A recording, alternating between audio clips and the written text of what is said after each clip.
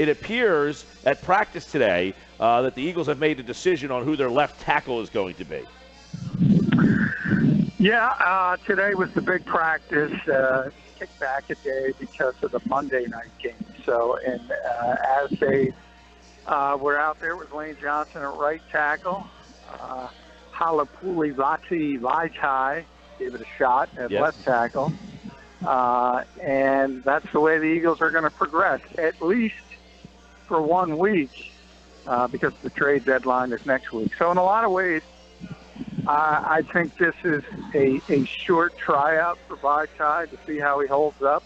I think if it's a colossal failure, then Howie Roseman might get on the phone. If he holds up, and let's face it, it's a good team to have a chance against the winless 49ers, although they do have some talent on the defensive line. Yeah. But you would expect the Eagles to be in a good position. So if he holds up, I think the Eagles will stay the status quo. If not, they'll start talking about changes, and that can come from different avenues, as I said, the trade market, or ultimately they could still move Lane over to the left side if they need to. Hey, are we, because offensive line play around the league has been so bad and the Eagles has actually been pretty good, are we panicking too much thinking that Vaitai at left tackle is that big of a deal or a problem? I mean, you know what I'm saying? Kind of like a lot of teams have the offensive line problems, not just the Eagles now, who have been pretty steady. Well, I don't know. I don't think the Eagles are panicking. So from that standpoint, if the fan base, you guys would know better than me if you guys have been interacting with people panicking. I think you kind of hit the nail on the head. And part of it is also the fact that Carson Wentz is the quarterback, and they feel like he will mask a lot of deficiencies.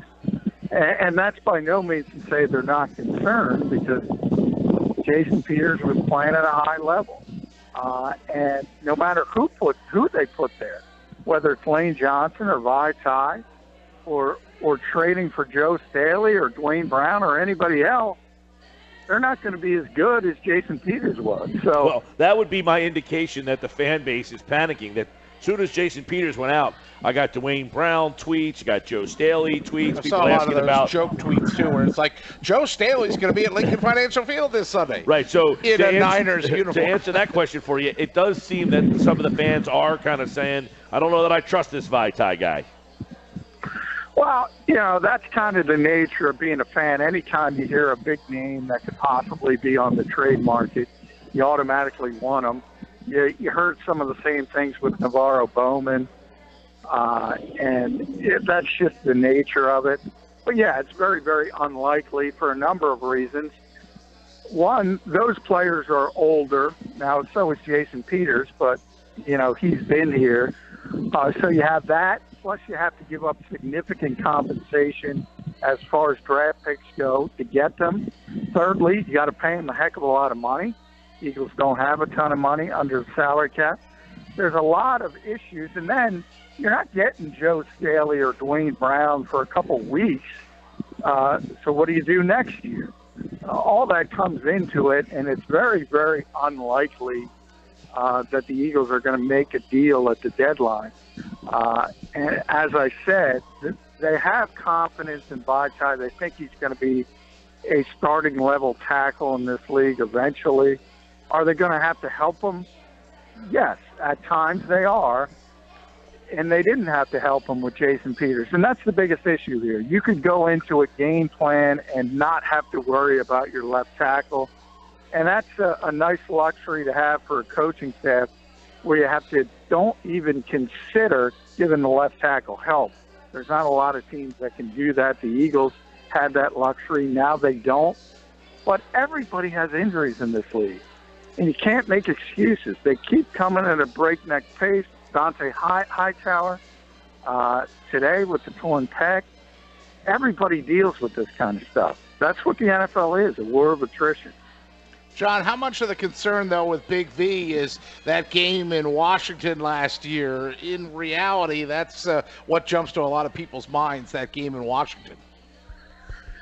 well, it shouldn't. I mean, that was his first NFL start in a tough environment against a very good pass rusher, and he didn't perform well. But he started 6 games last year before he got hurt, and he got progressively better. He's played a lot this year, due to Lane's concussion. He started one game. He started poorly in that one as well and got better as the game progressed. And when you saw him come in for Jason Peters last week, you didn't even notice him. Now, it's a little bit different. Same thing happened when he came in the Arizona game for Lane when he got concussed originally. It changes a little bit when the opposing team can game plan and they know you're out there and they're ready for it. So you're going to see overload blitzers to his side. There's no question about it. And the Eagles are going to have to figure it out, and we'll see how they handle it. But as Mike mentioned, look at the other offensive lines in this league, and with some of the good teams. They got bigger issues. So you got to make do with what you have. Let me see if I can slice through this, because we've had this Lane Johnson discussion of which side he should be on. Do you put more stock in the don't break up Brandon Brooks and Lane Johnson on the right because they have this cohesiveness and this unspoken kind of comfort level with them? Or do you think that Johnson should be on the left, put him in there because he's the best player? Because I think we've gone back and forth on this throughout the week. And yesterday I saw that Lane Johnson spoke in his locker. He seemed to indicate, like, hey, I'm not the coach, but he kind of seemed to indicate, like, I'd rather stay where I am.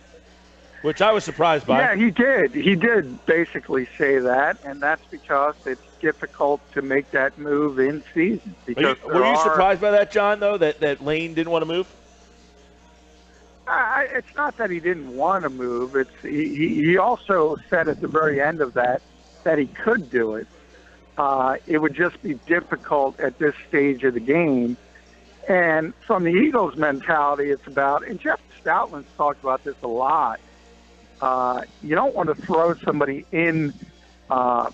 There's different footwork, and you have to get used to it. And offensive line play is all about footwork and mechanics and things of that nature. And to make somebody change sort of that rapidly, that's why I always told you guys it would never happen in game because of that very reason. Now, you could start it and he'd have some reps throughout a whole week of practice, and it would help. But I think their mentality, it's twofold. It's one is that Lane might be the best right tackle in football, so why upset 2 positions instead of 1? That's number one. And number 2 is if you look at the schedule and you see Von Miller coming up, yeah, he talked about and that. DeMarcus Lawrence coming up, and also I forget Khalil Mack, I believe, coming up. Yeah, Oakland. That's 3 guys that more often than not line up over the right tackle. Right. It's almost like teams have changed a little bit. Right. It's almost like teams have said everybody puts their best guy at left. We're going to put our best rusher on the opposite side, so they're going up against the weaker guy. And the Eagles have always had a solid guy on that side, and we're just all trained to think the left tackle's the best guy, and the best guy's got to play there. Yeah, and he usually is. And still, more often than not, the best pass rusher is going to be on the weak side, is going to be the right end or the right outside linebacker. But just because of how things have shifted and the fact that the Eagles are playing the AFC West, and they obviously have the Cowboys twice, and you have Justin Houston, you have Von Miller, you have Khalil Mack. They all line up on the left side of the defense, which is over the right tackle. And Lawrence has had a breakout year. So it is a little bit strange from a typical NFL standpoint. But that goes into part of the Eagles' thinking, is the fact that some of the best players are going to be lining up on that side anyway. So let's keep the best player there where he's most comfortable. All right, John McMullen, some more Eagles news and notes. Give us your take, gut feeling on Ronald Darby. I got the injury report here today. Limited, which was what he was labeled as last week. He was a no-go. So limited indicates what to you? Well, if he's limited again, it indicates to me he's not going to be back. So we'll have to keep an eye on that tomorrow. If he's upgraded to a full participant, I think that's a pretty good indication he's probably going to play. Ronald has still not talked. This is his fifth straight practice, I believe, where he's been limited. So he's working his way back. It's pretty evident he's not going to talk until he's a full participant. And I think that's going to be the indication of when he's going to get back on the field. So obviously he's getting closer. But the Eagles' success plays into this. I've said that from day one. If this team were 3-4 or even 4-3, maybe they would be pushing harder to get him on the field. The fact is they're 6-1, and they're playing a winless team. So they're not going to rush Ronald Darby if there's any doubt that he's not 100%. Yeah, it seems that they can be patient with him at this point now. But, in the past, the last couple of weeks, I should say, I guess they had said that it was 4 to 6 weeks. We're now going on, 7 weeks with this for him? Yeah. So it's not egregious, but if he doesn't play this week and then into the next week, then you're starting to question, okay, is he going to get better? No, I think he is. And like I said, if the scenario were different, if they were struggling, right? If they were a 3-win, 2-win team, I think he'd be back on the field already. And do you think that's his impact? The success is also impacting Sidney Jones's situation as well? Not as much. I don't think Sidney is as close. We've said that from the start. Both were optimistic. I mean, if you talk about his original timetable, it was 4 to 6 months. Well, 4 months is ridiculous for an Achilles tear. And that was just sort of his doctor trying to get teams to draft him. And even 6 was really optimistic. And the same thing with 4 to 6 weeks with Darby. A dislocated ankle for a cornerback that runs a 4.3, 4 weeks is absurd. 6 weeks maybe, and now we're on 7 weeks. So you see, they were being optimistic. Now, that original timetable for Jones was not the Eagles.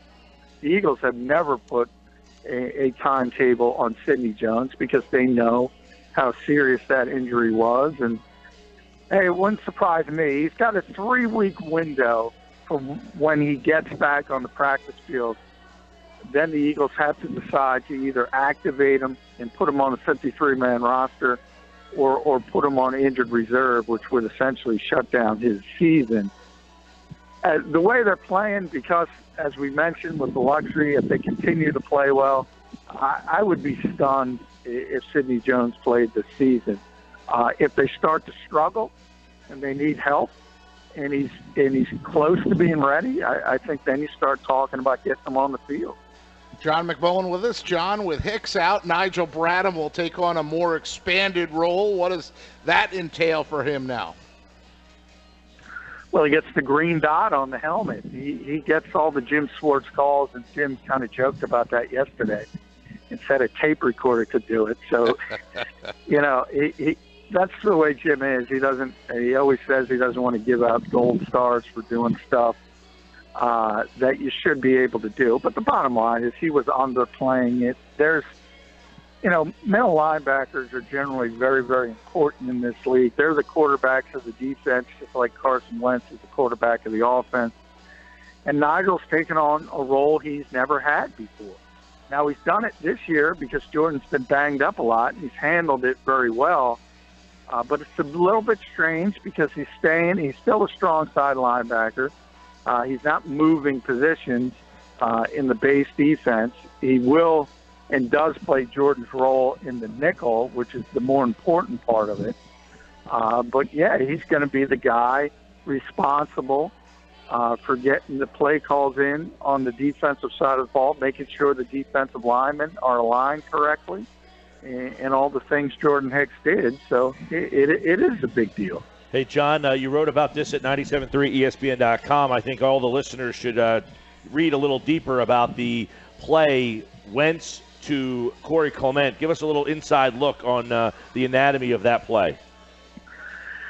Yeah, that was a play that Carson lobbied to get into the playbook and into this offense because he said he used to run it at North Dakota State and he had a lot of success with it. And I think if you go back a couple weeks, Frank Wright talked about his assertiveness as a player, as a quarterback, which is kind of rare for a second-year guy that's played 23 NFL games.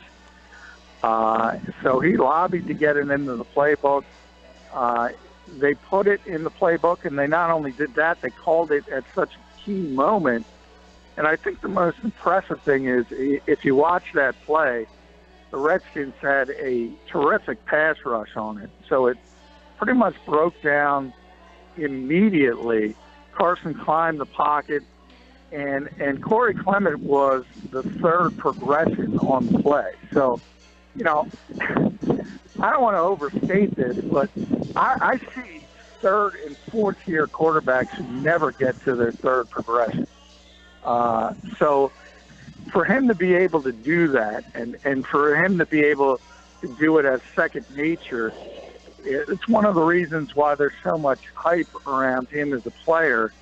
And then you got to talk about Corey Clement on the back end. He was supposed to go to the flat and sort of turned it up in a convoluted wheel route, I would call it, and just kind of had that chemistry with Wentz, and he made a great catch on the back end. And I got to tell you, if you were here in training camp every day, I did not see that coming from Corey Clement because he did not look like a natural pass catcher. So that tells you kind of the improvement from his end. All right, Eagles 49ers this weekend. The countdown to kickoff is 10 a.m. at McFadden's at the ballpark. Join the guys there on Sunday for Eagles and 49ers. You can hear that right here on 97.3 ESPN. All right, John, we'll talk tomorrow. And, of course, John's pick for the game is posted right now at 97.3ESPN.com. Thanks, pal. All right, thanks, guys. John McMullen brought to you by Gino, the winemaker's choice for 50 years. Visit Gino Pinto on the White Horse Pike in Hamilton, online at GinoPinto.com. Gino, the winemaker's choice for 50 years.